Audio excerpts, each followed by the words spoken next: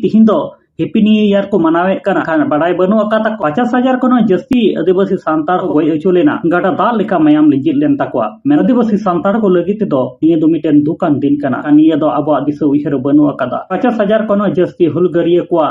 am the जाते बांगबुन हिड़िमा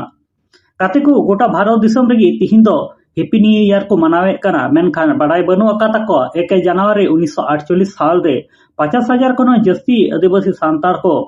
Orissa military police गोलीते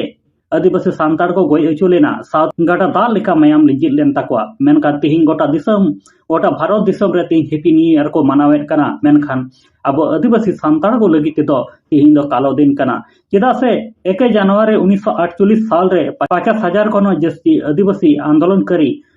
Orissa military police गोलीते को गय अचो लेना फरसोआ गणहत्या nyutum tebun badaya kada menkan hoy je 1 जनवरी 1948 साल रे जहां दो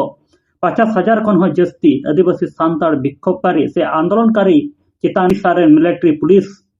आदिवासी सांतार चितान रे बंदूक गुली को चलाव किया मेनखान आदिवासी सांतार को मायाम गाड़ा दाल लेका लिंजी लेना मेनखान गोटा भारत दिसम से भारत दिसम बारहे रे हो तिहिन दो रस्कत को दुल दुलाव कना से को रस्क दिन को मनावेन कना मेनखान अबो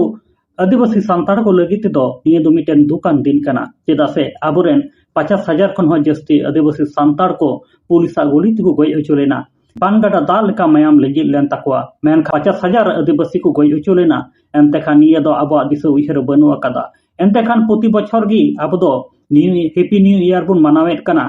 आबोरेन 50,000 खन जस्ती आदिवासी सांतार को गय अचो लेना निये दो अब बुन हिड़िñ अका मेनखान निये दो अब स्वाधीन भारत दिसम रेना मिटेन ऐतिहासिक कालो दिन कना जे अडिगान इतिहास बोई करे हो निये दो उछन हेना अकादा जहां दो जालियाबाग नितुम ते परिचित हेना अकादा जहां दो 50,000 खन जस्ती आदिवासी सांतार को उड़ीसा मिलिट्री पुलिस गोलीते आदिवासी को गय अचो लेना और जहां दो खसड़ा गणहत्या कांड ते निये परिचित मेना अकादा आदो हैप्पी न्यू ईयर साथे निये कालो दिन रे कालो दिवस